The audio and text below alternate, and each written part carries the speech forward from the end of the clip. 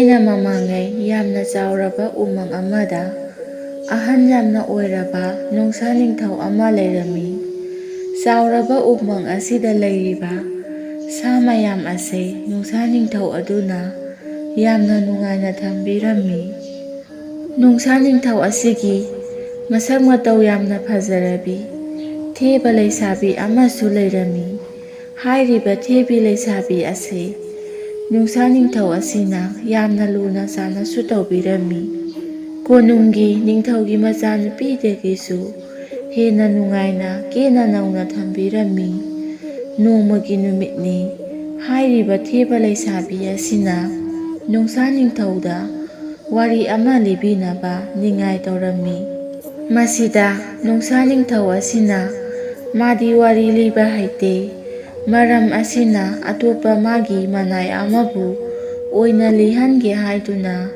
ꯃꯥꯒꯤ ꯃꯅꯥꯏ ꯂꯝꯍꯨꯏ ꯑꯁꯤꯕꯨ ꯀꯧꯁꯤꯜꯂꯝꯃꯤ꯫ ꯑꯗꯨꯒ ꯋꯥꯔꯤ ꯑꯃ ꯂꯤꯕꯤꯅꯕ ꯍꯥꯏꯔꯝꯃꯤ꯫ ꯃꯁꯤꯗ ꯂꯝꯍꯨꯏ ꯑꯗꯨꯅ ꯁꯣꯏꯗꯅ ꯂꯤꯕꯤꯒꯦ ꯍꯥꯏꯗꯨꯅ ꯋꯥꯔꯤ ꯑꯗꯨ ꯍꯧꯔꯛꯏ꯫ ꯈꯨꯜ ꯑꯃꯗ ꯅꯨꯄꯤ ꯑꯃ ꯂꯩꯔꯝꯃꯤ꯫ ꯍꯥꯏꯔꯤꯕ ꯅꯨꯄꯤ ꯑꯁꯤꯒꯤ ꯁꯨꯕ ꯅꯣꯝꯕ ꯌꯥꯝꯅ ꯀꯟꯖꯕ ꯃꯥꯒꯤ ꯃꯄꯨꯔꯣꯏꯕ ꯑꯃꯁꯨ ꯂꯩꯔꯝꯃꯤ꯫ ꯍꯥꯏꯔꯤꯕ ꯅꯨꯄꯤ ꯑꯁꯤ ꯃꯇꯝ ꯈꯔꯒꯤ ꯃꯇꯨꯡꯗ ꯃꯆꯥ ꯃꯊꯪ ꯄꯣꯛꯄꯗ ꯂꯤꯜ ꯑꯃ ꯌꯥꯎꯔꯛꯂꯝꯃꯤ꯫ ꯃꯇꯝ ꯑꯁꯤꯗ ꯅꯨꯄꯤ ꯑꯗꯨꯒꯤ ꯃꯆꯥ ꯂꯤꯜ ꯑꯁꯤꯅ ꯍꯥꯏꯔꯛꯂꯝꯃꯤ, "ꯏꯃꯥ, ꯅꯆꯥ ꯑꯩꯗꯤ ꯇꯥꯡꯖꯂꯤꯜ ꯑꯣꯏꯕꯅꯤꯅ ꯅꯥꯃꯨ ꯇꯥꯏꯕꯪ ꯃꯤꯒꯤ ꯃꯔꯛꯇ ꯂꯩꯕꯗꯤ ꯌꯥꯔꯔꯣꯏ꯫ ꯑꯗꯨꯅ ꯁꯨꯛꯂꯕ ꯎꯃꯪꯗ ꯆꯪꯈ꯭ꯔꯒꯦ꯫ ꯍꯌꯦꯡ ꯏꯃꯥꯅ ꯋꯥꯔꯛꯂꯕ ꯃꯇꯝꯗ ꯅꯆꯥ ꯑꯩꯕꯨ ꯀꯧꯔꯛꯎ, ꯑꯩ ꯁꯣꯏꯗꯅ ꯂꯥꯛꯀꯅꯤ꯫ ꯑꯩꯅ ꯂꯥꯛꯇꯨꯅ ꯏꯃꯥꯒꯤ ꯑꯋꯥꯕꯗꯨ ꯀꯣꯛꯍꯜꯂꯒꯅꯤ꯫ ꯍꯧꯖꯤꯛꯀꯤꯗꯤ ꯅꯆꯥ ꯑꯩ ꯆꯠꯆꯔꯒꯦ"꯫ ꯑꯁꯨꯝꯅ ꯍꯥꯏꯔꯝꯂꯒ ꯂꯤꯜ ꯑꯗꯨ ꯎꯃꯪꯗ ꯆꯪꯈꯤꯔꯝꯃꯤ꯫ ꯃꯁꯤꯒꯤ ꯃꯇꯨꯡ ꯅꯨꯄꯤ ꯑꯗꯨꯒꯤ ꯃꯆꯥꯁꯤꯡ ꯑꯗꯨ ꯂꯣꯏꯅꯃꯛ ꯆꯥꯎꯕ ꯃꯄꯨꯡ ꯐꯥꯔꯛꯂꯤ꯫ ꯑꯗꯨꯕꯨ ꯁꯨꯕꯤꯅꯕꯗꯤ ꯌꯥꯎꯗꯕ, ꯆꯥꯕꯤꯅꯕꯅ ꯍꯦꯜꯂꯛꯄꯗꯩ ꯋꯥꯕꯅ ꯈꯝ ꯊꯦꯡꯂꯦ꯫ ꯃꯃꯩꯊꯪꯗ ꯅꯨꯄꯤ ꯑꯗꯨꯅ ꯃꯥꯒꯤ ꯃꯆꯥꯅꯨꯄꯥ ꯂꯤꯜ ꯑꯗꯨꯕꯨ ꯅꯤꯡꯁꯤꯡꯂꯛꯏ꯫ ꯃꯁꯤꯗꯒꯤ ꯅꯨꯄꯤ ꯑꯁꯤꯅ ꯃꯥꯒꯤ ꯃꯆꯥꯅꯨꯄꯥ ꯂꯤꯜ ꯑꯗꯨꯕꯨ ꯀꯧꯔꯛꯂꯝꯃꯤ꯫ ꯑꯗꯨꯝꯅ ꯅꯨꯄꯤ ꯑꯁꯤꯅ ꯃꯥꯒꯤ ꯃꯆꯥꯅꯨꯄꯥ ꯂꯤꯜ ꯑꯗꯨꯕꯨ ꯀꯞꯇꯨꯅ ꯀꯧꯔꯛꯄ ꯑꯗꯨꯗ ꯂꯤꯜ ꯑꯗꯨ ꯈꯨꯗꯛꯇ ꯂꯥꯛꯂꯝꯃꯤ꯫ ꯑꯗꯨꯒ "ꯀꯔꯤ ꯇꯧꯔꯕꯒꯦ ꯏꯃꯥ?" ꯍꯥꯏꯗꯨꯅ ꯍꯪꯂꯛꯂꯝꯃꯤ꯫ ꯃꯁꯤꯗ ꯅꯨꯄꯤ ꯑꯗꯨꯅ ꯃꯉꯣꯟꯗ ꯍꯧꯖꯤꯛ ꯋꯥꯔꯤꯕꯗꯨ ꯂꯣꯏꯅ ꯍꯥꯏꯔꯔꯦ꯫ ꯋꯥꯐꯝ ꯄꯨꯝꯅꯃꯛ ꯇꯥꯔꯕꯗ ꯂꯤꯜ ꯑꯗꯨꯅ ꯍꯥꯏꯔꯛꯏ, "ꯏꯃꯥ, ꯑꯗꯨꯒꯤ ꯑꯣꯏꯔꯕꯗꯤ ꯀꯔꯤꯁꯨ ꯋꯥꯕꯤꯔꯨꯒꯅꯨ꯫ ꯑꯩꯒꯤ ꯏꯃꯩꯁꯦ ꯈꯨꯠꯁꯥ 3ꯒꯤ ꯆꯥꯡꯗ ꯀꯛꯄꯤꯌꯨ꯫ ꯑꯗꯨꯝꯅ ꯍꯦꯛ ꯀꯛꯄꯒ ꯃꯗꯨ ꯁꯅꯥ ꯑꯣꯜꯂꯒꯅꯤ꯫ ꯑꯗꯨꯅ ꯏꯃꯥ ꯍꯣꯏ ꯅꯨꯡꯉꯥꯏꯅ ꯄꯥꯜꯂꯣ꯫ ꯑꯩ ꯍꯞꯇꯥ ꯈꯨꯗꯤꯡꯒꯤ ꯂꯥꯛꯂꯒꯦ꯫ ꯁꯦ ꯏꯃꯩ ꯑꯁꯦ ꯀꯛꯂꯣ"꯫ ꯑꯗꯨꯝꯅ ꯍꯥꯏꯔꯛꯄꯗ ꯅꯨꯄꯤ ꯑꯁꯤꯅ ꯏꯃꯨꯡꯗꯒꯤ ꯊꯥꯡ ꯑꯃ ꯂꯧꯊꯣꯛꯂꯨꯔꯒ ꯂꯤꯜ ꯑꯗꯨꯒꯤ ꯃꯃꯩ ꯑꯗꯨ ꯈꯨꯠꯁꯥ 3ꯒꯤ ꯆꯥꯡꯗ ꯀꯛꯂꯔꯦ꯫ ꯑꯗꯨꯝꯅ ꯍꯦꯛ ꯀꯛꯄꯒ ꯈꯨꯗꯛꯇ ꯁꯅꯥ ꯑꯣꯜꯂꯛꯂꯝꯃꯤ꯫ ꯃꯗꯨ ꯎꯕꯗ ꯅꯨꯄꯤ ꯑꯗꯨ ꯌꯥꯝꯅ ꯍꯔꯥꯎꯖꯔꯝꯃꯤ꯫ ꯃꯁꯤꯒꯤ ꯃꯇꯨꯡ ꯂꯤꯜ ꯑꯗꯨ "ꯍꯞꯇꯥ ꯑꯃ ꯂꯩꯔꯒ ꯑꯃꯨꯛ ꯂꯥꯛꯂꯒꯦ" ꯍꯥꯏꯔꯝꯂꯒ ꯆꯠꯈꯤꯔꯝꯃꯤ꯫ ꯍꯥꯏꯔꯤꯕ ꯅꯨꯃꯤꯠ ꯑꯁꯤꯗꯒꯤ ꯅꯨꯄꯤ ꯑꯗꯨ ꯃꯥꯒꯤ ꯃꯆꯥꯁꯤꯡꯒ ꯄꯨꯟꯅ ꯁꯅꯥ ꯑꯗꯨ ꯀꯥꯏꯊꯣꯛꯂꯒ ꯆꯥꯕ ꯊꯛꯄ ꯇꯧꯗꯨꯅ ꯂꯦꯜꯂꯝꯃꯤ꯫ ꯃꯁꯤꯗꯒꯤ ꯃꯈꯣꯏ ꯆꯥꯅꯕ ꯑꯃꯨꯛ ꯂꯩꯔꯛꯇ꯭ꯔꯦ꯫ ꯑꯗꯨꯅ ꯂꯤꯜ ꯑꯗꯨ ꯂꯥꯛꯄ ꯉꯥꯏꯔꯒ ꯂꯩꯔꯝꯃꯤ꯫ ꯑꯁꯨꯝꯅ ꯉꯥꯏꯔꯛꯄꯅ ꯍꯞꯇꯥ ꯑꯃ ꯐꯥꯕꯒ ꯂꯤꯜ ꯑꯗꯨ ꯂꯥꯛꯂꯝꯃꯤ꯫ ꯑꯗꯨꯒ ꯃꯃꯩ ꯑꯗꯨ ꯃꯃꯥꯗ ꯀꯛꯍꯜꯂꯝꯃꯤ꯫ ꯑꯗꯨꯒ ꯎꯃꯪꯗ ꯆꯪꯈꯤꯔꯝꯃꯤ꯫ ꯑꯁꯨꯝꯅ ꯇꯧꯔꯛꯄꯅ ꯅꯨꯄꯤ ꯑꯗꯨꯒꯤ ꯃꯆꯥꯁꯤꯡ ꯑꯗꯨ ꯂꯤꯜ ꯑꯁꯤꯅ ꯄꯤꯔꯤꯕ ꯁꯅꯥꯁꯦ ꯌꯥꯝꯗꯦ꯫ ꯑꯗꯨꯅ ꯁꯤꯟꯅꯕ ꯀꯣꯟꯅꯗꯦ꯫ ꯃꯔꯝ ꯑꯁꯤꯅ ꯃꯊꯪꯗꯤ ꯈꯨꯠꯁꯥ 3ꯗꯨ ꯑꯣꯏꯅ ꯀꯛꯎ ꯍꯥꯏꯗꯨꯅ ꯏꯟꯁꯤꯜꯂꯝꯃꯤ꯫ ꯍꯥꯏꯅꯔꯤꯕ ꯋꯥꯐꯝ ꯑꯗꯨ ꯅꯨꯄꯤ ꯑꯗꯨꯁꯨ ꯌꯥꯔꯦ꯫ ꯃꯁꯤꯗꯒꯤ ꯂꯤꯜ ꯑꯗꯨ ꯍꯞꯇꯥ ꯑꯃ ꯐꯥꯕꯒ ꯑꯃꯨꯛ ꯂꯥꯛꯂꯤ꯫ ꯑꯗꯨꯒ ꯃꯥꯒꯤ ꯃꯃꯩ ꯑꯗꯨ ꯀꯛꯅꯕ ꯍꯥꯏꯔꯝꯃꯤ꯫ Masida nupi asina lil adugi mamay adu kusa mari kaklammi. Maram asina lil adu mafam aduda tharo onduna sirare. Lil asina sibadu ubada nupi adudi yamna kapsarami. Masidagi nupi adugi masasing adusu sari tatuna wana lenkirami. Masini yamna chaninglabadi lektuna tui hairibase. Asumna lamhui aduna liriba adu Nongsa Ningthou adugi machanupi Theba leisabi adu yamna nungairami. Asumna matam khara haukhirami. Haujikti yeningthagi matamni. Haipa leipan pumnamak loinamak yeninghulakli. Umang asida hauriba sumbrai haikha atai hairang kaya Phunggaina mapan satlari. Chauraba umang adugi phajabadu yengingbana Nongsa Ningthou adugi machanupi Theba leisabi aduna magi mapa Nongsa Ningthou asida umang adugi akoibada koina satuna yengningi haiduna hangajarami. Masida mapa Ningthou Nongsa asinasu harauna yabiraklami. Masidagi Theba leisabi adu dolai dongaduna yamna kena umang asida koiraklami. Matam asida umang asida leiba Theba Pakhang amasu magi chinjak oinaba uhai wahai thiba thoklaklami. Asumna tholakpada Theba leisabi aduna dolai dongduna yamna kena umang asida koirakpadu urami. Madu ubada Theba Pakhang asidi Theba leisabi aduda yamna pamjarami. Adubu khudak asida haibadi ngamdraduna yengduna leihaurammi. Aduga Theba leisabi asidi magi manaisinga loinana makhatana umang adubu koinaba chatkhi. Masigi matungni Theba Pakhang adu yumda halaklari.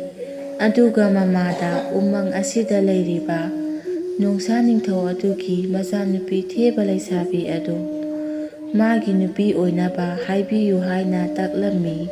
Adumna Theba Pakhang asina hairakliba wado tabada Theba Pakhang adugi mama aduna angangi wani haiduna yaramde.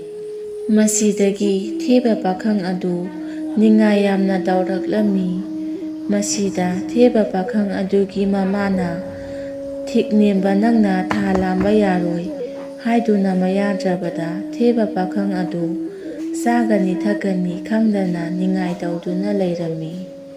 Masidagidi Theba Pakhang adugi mamadu Theba Pakhanggi ningai khangba ngamdraduna umang adugi Nongsa Ningthou adugi manakta lakli. Adumna ningba kairabi Theba Pakhang adugi mama asina sana konungda lakpadu uraga karigidamak lakpano haiduna Nongsa Ningthouna hanglaklammi. Masida Theba Pakhanggi mama asina yamna nolukna Iningthougi ichanupi Theba leisabi adu imau oijarage haiduna haijarakli. Maduda Nongsa Ningthouna yamna sauna kari nangna adumna hairiba karigino nahak aibu kana oina ui ngasigidi nahakbu ngakpirabani haiduna tanthoraklammi. Masidagi Theba Pakhanggi mama adu yamna ikaina yumda halakli. Aduga Theba Pakhang asida Nongsa Ningthouna hairakpa pumnamak tamnami. Wado tabada Theba Pakhang adu mathawai yamna nungaitana yum adudagi tholakli. Masagi mawong adu ubada Theba Pakhanggi mama adusu wakhal nungaijatre. Somdana kamdauri Theba Pakhang adu asum umangda lakpana umang adugi lairembi asina urare magi mateng pangbiragi haina khalammi. Masidagi umang adugi lairembi aduna usik langmaidong onduna Theba Pakhang adugi manakta laklari. Aduga hai Theba Pakhang nahangna na thawai nungaitribadubu karigino haiduna hanglammi. Masida Theba Pakhang asina waram pumnamak tamlammi. Wafam pumnamak tarabada usek langmoidong aduna adugi oirabadi ibani marup sanasi sese masigi saka kudubya yoibase nahak lauzaru. Masi isam jamba nate sana thu'u thokpani lupa thu'u thokpani lausiluse asumna hairaga usek langmaidong aduna sana kudubya yoiba ama pirami. Hairiba sana kudubya yoiba adu lauraba matung Theba Pakhang aduna yenglakpada usek langmaidong adu mafam khangdana mangkhirami. Masidagi Theba Pakhang adu angakpa amaga loinana mahak mayumda halaklammi. Aduga Theba Pakhang aduna mamada Nongsa Ningthougi machanupi Theba Leisabi adu mamau oinaba amuka haibirisu haiduna ningai taurakli. Maduda Theba Pakhang asigi mama aduna fare fare adudi handamuka chatlagi adubu mathangdi ai chatpa ngamlaroi haiduna jairamlaga ikai ikaina Nongsa Ningthougi konungda amuk laklari.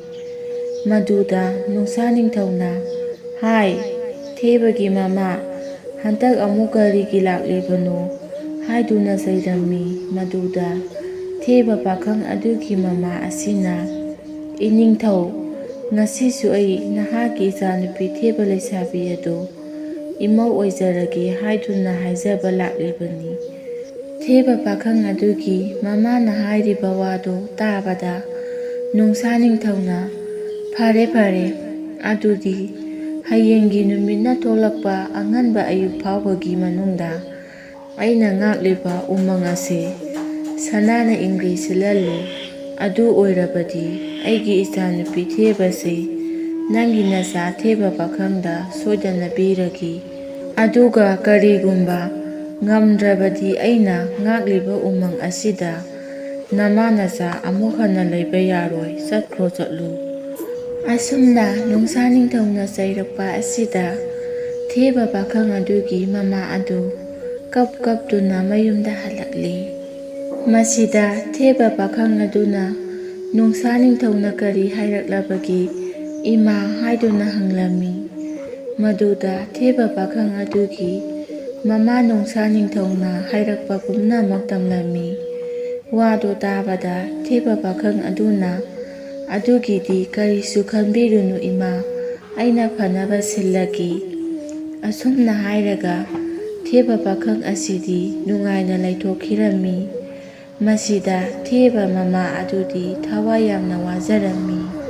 Hayengdi yum ase thadokduna chatlagani khanduna kaplammi. Masigi matungni numidangi matamda Theba Pakhang aduna sana kudobya yoiba adugi matengna Nongsa Ningthouna ngakliba umang adu sanana ingri sitkri. Madu ubada Theba mamadi ngakpana loikhirami. Masigi matung mathanggi ayukta Theba Pakhang adugi mama adu saukthokna Nongsa Ningthougi konungda lakli. Aduga Ningthou hairiba thabak khudingmak pangthoklabani haiduna tami. Madu pumnamak hana Nongsa Ningthou aduna khangduna leiramli. Masidagi Nongsa Ningthou aduna aina haikhiba wadi hongloi lengdrabani. Aduna aigi ichanupi Thebase nangi nacha Theba Pakhangda sodana luhongbiragi. Asumna Nongsa Ningthou aduna magi machanupi Theba Leisabi adu Theba Pakhang asida awong awun tamduna chauna luhongbikhirammi. Aduga Theba Pakhang adusu Ningthougumna wata padana leiri. Matau asumna Thebadu nungaina pankhirami. Wari asi matang asida loisinjari. Wari asi pathokjarakpa matamda soikhiba lankhiba kaya ama yaurabasu pumnamakna ngakpigani.